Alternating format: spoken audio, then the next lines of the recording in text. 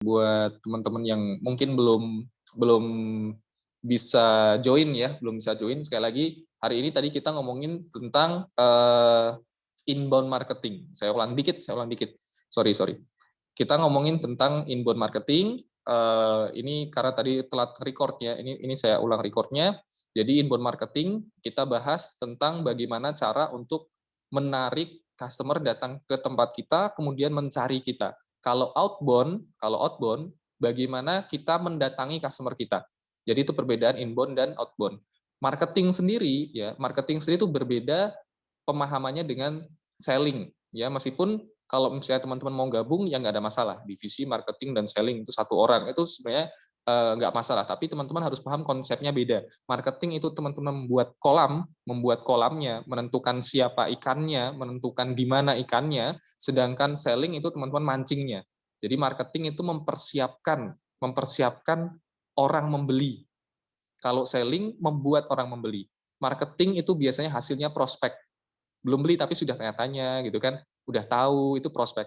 Selling hasilnya buyer, itu bedanya. Nah, kemarin di pertemuan sebelumnya kita ngomongin tentang customer life cycle, kita ngomongin funnel marketing, itu bentuk panjangnya. Nah, hari ini kita persempit agar teman-teman bisa melakukan ibaratnya apa, langsung eksekusi. Oh, hari ini saya mau membuat ini untuk mempromosikan, untuk jualan produk saya. Nah, kita bisa pakai inbound marketing yang paling mudah, karena sekarang media sosial sudah bisa akses, YouTube sudah bisa akses, membuat konten ini saya pakai Canva juga gratis gitu kan. Teman-teman bisa pakai alat-alat gratis lainnya untuk membuat kontennya teman-teman sendiri, handphone sudah bisa jadi video, tetapi ada polanya. Tadi untuk membuat konten yang menarik paling enggak ada tiga tahapan. Yang pertama adalah hook, ya. Kemudian konten, ada call to action. Hook itu sesuatu yang menarik. Leminho enggak pernah laundry di sini, enggaknya kecil, hook. Orang noleh duluan, apaan sih itu?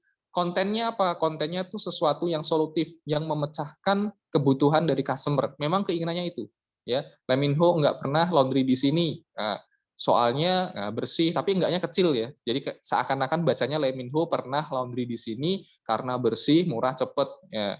Kemudian call to action, yuk coba dulu. Nah, ajakan. Tiga bagian itu harus ada kalau teman-teman membuat konten untuk menarik calon customer teman-teman. Dan calon customer-nya sudah dipetakan dulu dengan buyer persona yang kemarin kita sudah bahas di apa namanya, di ngobrol bisnis sebelum ini. Oke, itu secara singkat ya. Tadi sekali lagi maaf, ini lupa saya rekam. Nah, kemudian kita sudah sampai attract kan tadi kan. Channelnya bisa pakai Instagram, YouTube. Instagram juga macam-macam. Instagram punya teman-teman sendiri, Instagram influencer, Instagramnya paid promote. Ya, itu beda ya. Kalau influencer kan lebih ke orang. Kalau paid promote itu lebih ke ya misalnya kayak Instagram akun-akun value gitu, bukan personal lah bahasanya kayak gitu, bukan perusahaan lah atau gerakan lah gitu kan. Kemudian teman-teman juga bisa coba masuk di ads kalau teman-teman mau nyoba nge-ads gitu kan. Kalau Instagram ads bisa juga tinggal bayar, atau Shopee ad. Intinya adalah attract, intinya konten. Ya, inbound marketing yang pertama harus dilakukan membuat konten yang tajam, yang menarik untuk customer, bukan untuk kita. Jadi jangan buat kayak gini, kecap nomor 1 paling murah sedunia, misalnya kayak gitu. Itu terlalu klise, kurang menarik gitu kan. Memang proses kreatif di sini butuh banget, Tetapi sekali teman-teman bisa bikin killer konten yang itu cocok banget customer-nya teman-teman, kemudian teman-teman sebarkan, itu teman-teman tinggal mengganti channel, udah customer bisa datang sendiri. Dan ini kalau di digital marketing saya pakainya Facebook Ads. Jadi begitu Facebook Ads ini punya konten satu bagus banget dan targetnya tepat banget, itu kita tinggal scale up. Kita tinggal arahkan ke orang yang lebih banyak lah, gampangnya kayak gitu ya. Perkaliannya kalau 2 orang langsung suka, 3 orang, 4 orang, 5 orang, 10 orang, nah itu kan hasil kalinya jadi lebih besar. Ya, tapi kontennya satu. Jadi mending effort di depan, mending usaha di depan, tapi bagus sekalian. Atau evaluasi terus-menerus. Yang kedua adalah kita melakukan engagement. Engagement ini interaksi ketika orang sudah tertarik dengan konten kita. Ya, bagaimana cara engage-nya? Sekali lagi, ini bisa offline, bisa online. Kalau di digital marketing, misalnya setelah kita share di sosial media atau di iklan di iklan Google, Google Display gitu ya. Kemudian kita arahkan ke website. Nah, di website ini engage-nya dimulai gitu kan. Bisa dengan chatbot, bisa dengan menggunakan autoresponder, itu kita sudah engage duluan atau langsung bisa dengan CS, customer service. Jadi macam-macam. Atau kalau misalnya yang offline ya warung gitu kan, kita attract melalui iklan, kemudian datang ke warung kita, entah itu warung kita warung makanan atau warung kebutuhan apa pokok atau kita warung snack atau apa. Nah, ketika customer datang, kemudian kita nyambut tuh di warung, di toko, nah itu sudah engage. Jadi diperhatikan. Bahkan dalam ilmu branding, wah kalau branding luas ya, ini kita nggak lagi ngomongin branding. Cara kita menyapa, di mana customer datang, itu sudah dipikirkan dari awal agar apa? Agar brandnya kuat. Apakah kita brandnya itu semangat atau misalnya kita sporty atau kita misalnya brandnya lebih hangat warm gitu kan, itu sudah dipikirkan. Jadi jangan asal. Kadang-kadang bahkan ada yang jualan makanan itu kayak nggak butuh sama yang beli. Nah, jadi misalnya kayak apa ya, ketus gitu ya, itu tapi laris. Kenapa? Lah jangan-jangan di situ malah jadi brandingnya dia gitu, tanpa sadar. Kemarin kita juga sudah ngomongin unconscious competent gitu kan, tanpa sadar itu jadi branding. Nah, tetapi kalau semua tanpa sadar, semua tiba-tiba kan kita nggak bisa ukur, kita nggak bisa kembangkan. Jadi di sini kita belajar cara memetakan strategi-strateginya, oke? Nah, engage-nya kita pikirkan, oh setelah kita sebarkan konten, orang datang kita mau apain nih? Lewat mana nih? Lewat WA, lewat Telegram, lewat website, lewat formulir, lewat apa nih kita mau sambut mereka. Kalau di toko, tokonya gimana? Adakah sales khusus yang menyambut orang baru atau langsung di front office gitu kan atau langsung menggunakan resepsionis? Engage-nya bagaimana nih? Nah, engage ini tujuan utamanya adalah memastikan kita punya solusi atas kebutuhan mereka. Kan mereka datang atas dasar konten kita. Kalau tadi ngomongin dari laundry ya, dari laundry kemudian eh, bersih, murah, cepat. Kemudian, wah, masa sih ada yang datang nih, ada yang datang. Misalnya, Pak, saya mau laundry. Oh, silakan Pak. Mau laundry yang kilat atau super kilat. Nah, kata-kata seperti ini aja itu sudah dalam tanda kutip memberikan premis bahwa kita memang bisa laundry lebih cepat. Dan saya tahu Anda butuh sesuatu yang cepat gitu kan. Misalnya nih flash laundry namanya kayak gitu misalnya gitu kan. Atau teman-teman usaha lain nasi goreng misalnya, nasi goreng pedas. Begitu orang datang, Pak mau pesen, dia lihat menu udah ada ininya levelnya. Oh, pedas banget. Oh, dia langsung tahu gitu. Dia engage dengan buku menu kita, kemudian kita tawarkan, Pak mau yang pedas banget, mau yang ini. Nah, gitu. Terus ada yang bilang saya nggak pedes ya, itu mungkin temannya ikut-ikutan gitu kan. Padahal kita di awal produknya produk nasi goreng pedes. Ini misalnya. Jadi engage ini fokus di interaksi yang memberikan solusi, interaksi yang menjawab kebutuhan. Jadi bukan hanya sekedar senyum-senyum sendiri, sekedar ramah, itu penting. Tapi fokusnya di engage, fokusnya di interaksi adalah memberitahu kepada calon customer, prospek itu bahwa kita itu punya apa yang kamu butuhkan. Itu fokusnya, gitu kan. Kemudian setelah customer itu membeli, ya, kita berusaha untuk membuat mereka senang, delight. Kenapa? Dengan delight mereka akan memberikan rekomendasi. Ini kemarin di customer journey udah kita bahas. Nanti bentuknya begini. Ini dari HubSpot. Attract ini kita nggak tahu siapa, tapi sekali lagi stranger di sini adalah market kita yang memang sudah kita bidik dari awal. Jadi enggak gerambiang, bahasanya apa ya bahasa Indonesianya? Enggak, ya gitu deh pokoknya. Jadi enggak ngasal. Kita tahu, oh kita mau nanti anak sekolahan, oh kita mau orang kantoran, oh kita mau ini shampoo khusus laki-laki, oh itu strangernya di situ. Tapi kita nggak tahu siapa, kita attract dengan konten kita, yang kita arahkan ada call to action-nya ke tempat yang kita inginkan. Toko kita, reseller kita, customer service kita, atau website kita yang ada formulirnya, atau chatbot kita, kalau teman-teman paham teknologi, sehingga mereka menjadi prospek. Prospek ini orang yang sudah siap beli. Jadi marketing kan menghasilkan orang siap beli, orang mau beli, pengen gitu kan. Nah, dari prospek ini kemudian engage ini dimulai tanya-tanya, kemudian apa namanya, kalau otomatis ya langsung add to cart gitu kan, ini masih engage. Jadi add to cart itu kan setiap produk kita kasih keterangan, kayak teman-teman mungkin belanja di Shopee, di Tokopedia, itu kan ketika teman-teman sudah download Shopee, Tokopedia, Bukalapak, dan teman-teman lainnya itu teman-teman sudah jadi prospek, tinggal engage aja. Makanya ketika ada banyak sekali diskon, bayangin ya, flash promo kok tiap hari, itu kan nggak masuk akal sebenarnya. Flash promo ya flash promo. Dulu konsep flash promo tuh kalau misalnya teman-teman ke mall, flash promo, midnight sale, itu ya setahun sekali, sebulan sekali. Dulu kan konsepnya gitu ya. Tetapi kalau di marketplace enggak, konsepnya tiap hari, bahkan tiap 6 jam sekali itu ada flash promo. Kenapa? Karena mereka berusaha untuk berinteraksi dengan kita, prospek yang sudah masuk, agar beli, terus beli, gitu kan. Nah, setelah kita beli, ini karena sebagian besar saya yakin udah pernah nyoba belanja online ya di marketplace. Jadi dikasih contoh pakai marketplace biar lebih gampang. Jadi kemudian setelah beli, kemudian kita kan dikasih resi tuh sama marketplace-nya, Tokped, Shopee, Bukalapak, atau yang lainnya, JDID, itu kan dikasih resi. Kemudian disuruh nge-review. Kemudian ada customer service yang membantu kalau ternyata produk kita misalnya nggak sampai. Tujuannya apa sih? Delight. Bahkan ada namanya koinnya marketplace untuk apa namanya main game di sana kita dapat kupon. Itu tujuannya apa? Tujuannya delight. Jadi kalau kita seneng gitu beli di sana, ongkos kirim gratis, itu sebenarnya delight juga. Kita wah puas, kita akan promote, kamu pakai marketplace yang A aja deh, kayaknya lebih banyak bonusnya. Ini cepet nih kalau A, ini harganya masih lebih murah nih, ini lebih ori nih. Nah, ketika kita senang dengan experience yang kita lakukan, yang kita dapatkan di sana, maka kita akan jadi promoters di sana. Kita akan jadi orang yang bukan nyuruh ya, rekomendasikan produk yang sudah kita gunakan. Ya, ini sekali lagi kalau ini digital memang terukur tajam banget. Tapi kalau toko gimana? Ya bisa, harusnya ada cara gitu kan untuk mengadaptasi konsep ini ke bisnis-bisnis yang offline.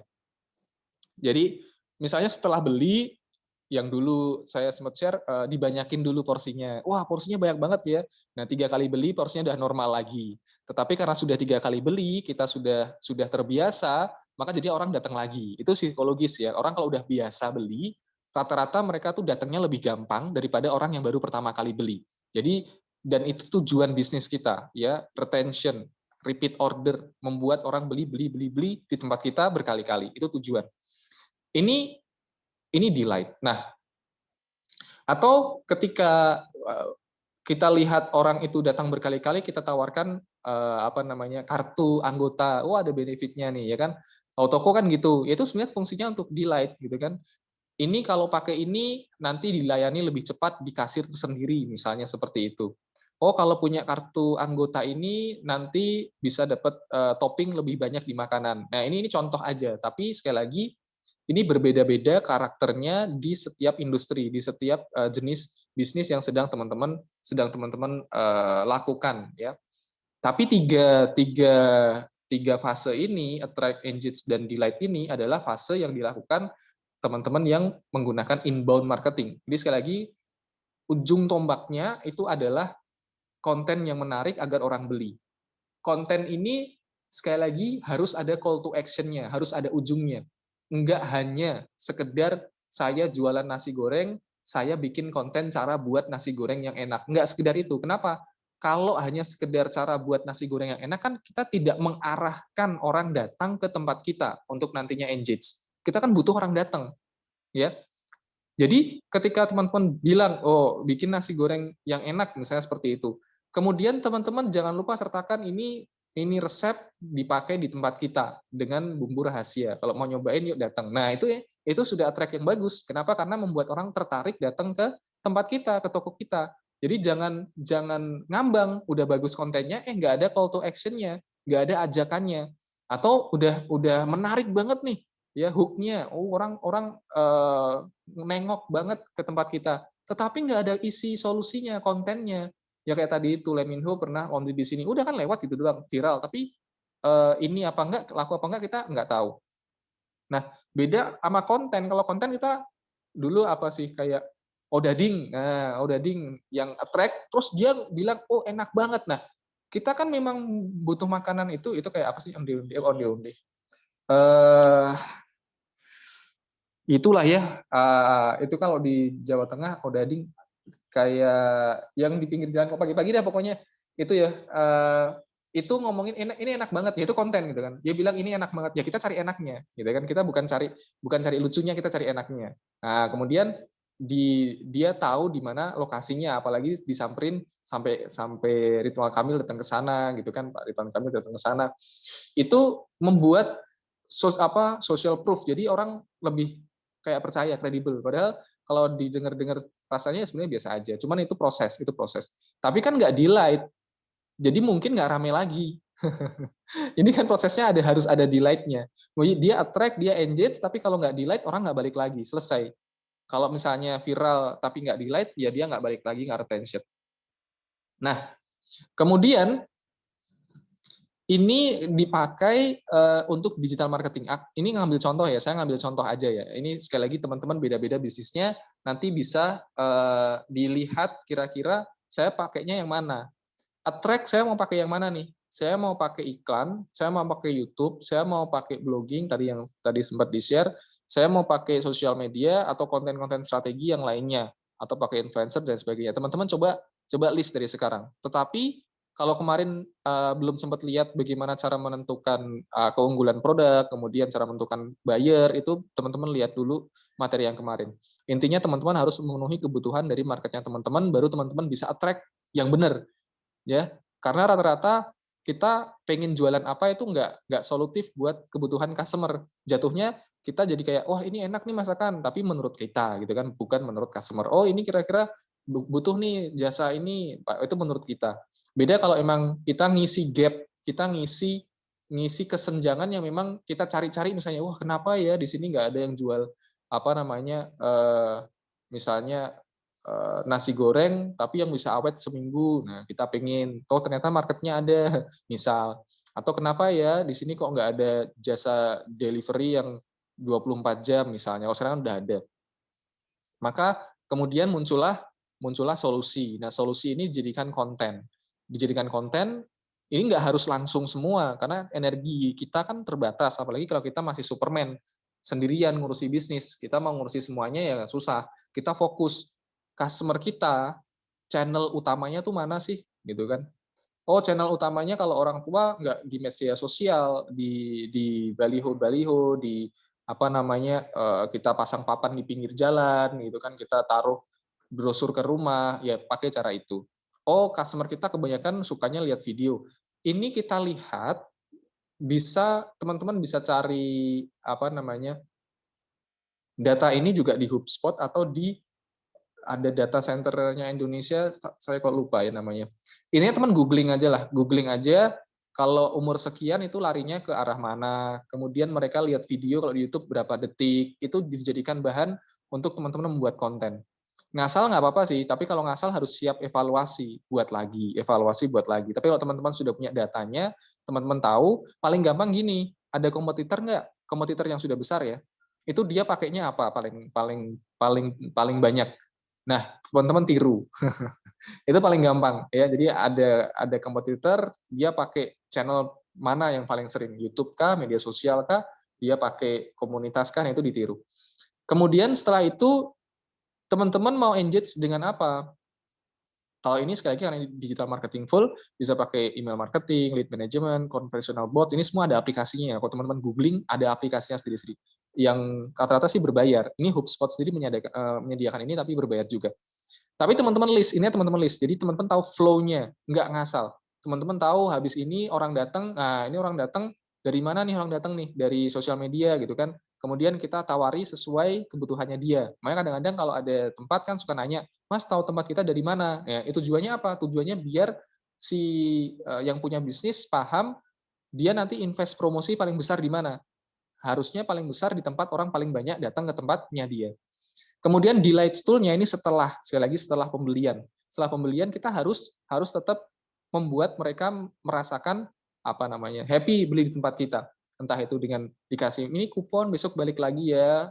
Kalau potong rambut yang kedua gratis diskon 10%. Kalau yang kedua nanti saya kasih air mineral gratis. Itu delay tool-nya di sana.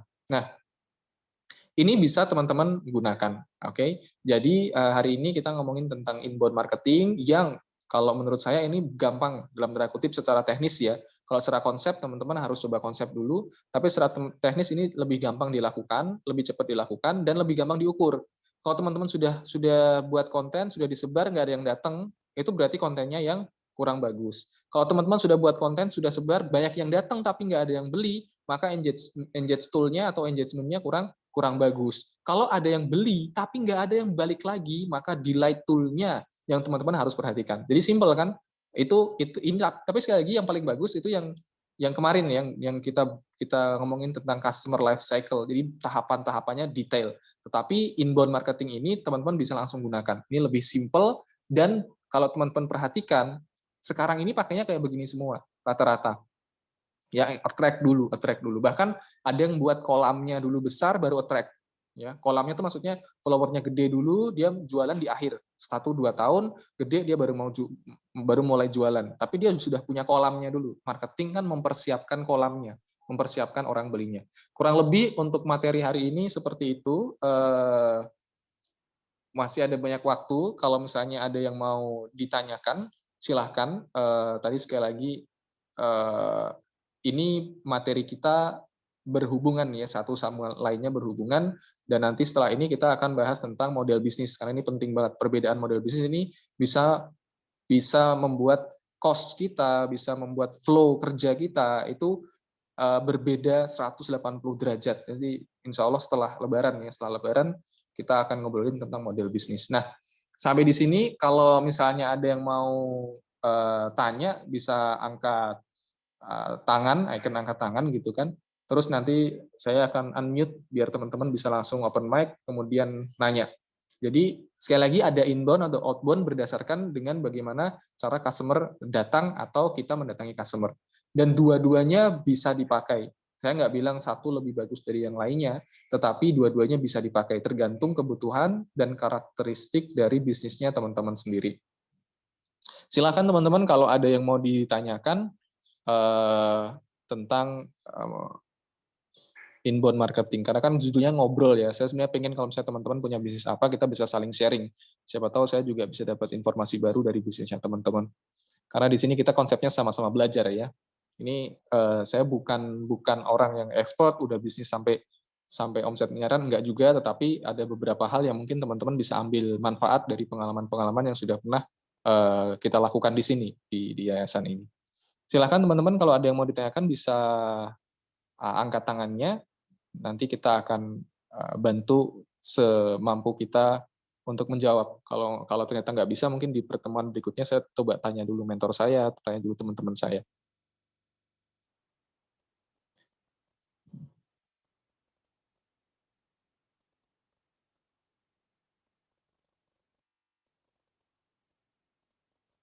Ada yang mau tanya?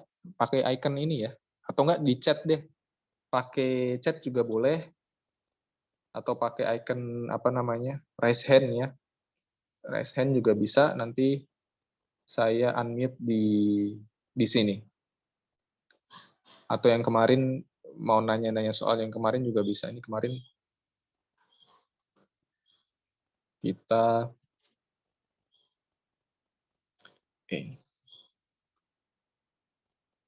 jadi kemarin kita dari ngomongin mindset. Jadi jangan di skip teman-teman untuk bagian yang mindset, terutama karena mindset itu penting banget. Penting banget ketika kita sedang memulai bisnis ya. Dan kita pengen bertahan dalam bisnis kita, itu mindset penting banget. Ada ekosistem mindset juga kemarin kita bahas, teman-teman bisa lihat di rekaman di YouTube ya, udah di-share di grup juga. Ada yang mau tanya? Kalau nggak ada, kita cukupkan untuk pertemuan hari ini.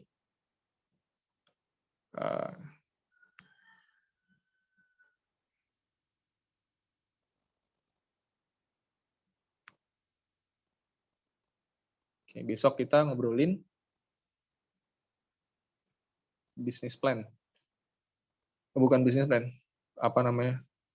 Bisnis model. Kalau bisnis plan itu yang kita dari kemarin kita bahas. Cukup? Baik. Kalau tidak ada pertanyaan, saya cukupkan sampai di sini. Kalau ada pertanyaan yang menyusul, teman-teman bisa hubungin admin grup ya di Japri aja. Nanti insya Allah saya coba bantu jawab di sana. Saya Husain dari Yayasan Muda Berbagi Indonesia. Maaf kalau misalnya ada kesalahan kata juga. Sekali lagi kalau kita bicara bisnis, sebenarnya bisnis terbaik adalah ketika kita berbisnis dengan Allah Subhanahu wa taala, kita menjalankan perintahnya, menjauhi larangannya, kita banyak sedekah di sana, karena pada akhirnya rezeki itu sudah ditentukan oleh Allah Subhanahu wa taala. Jadi kita ikhtiar yang terbaik aja dan berdoa moga-moga Allah kasih keberkahan dalam bisnis kita. Wassalamualaikum warahmatullahi wabarakatuh. Jazakumullah khair buat teman-teman yang sudah hadir di sini.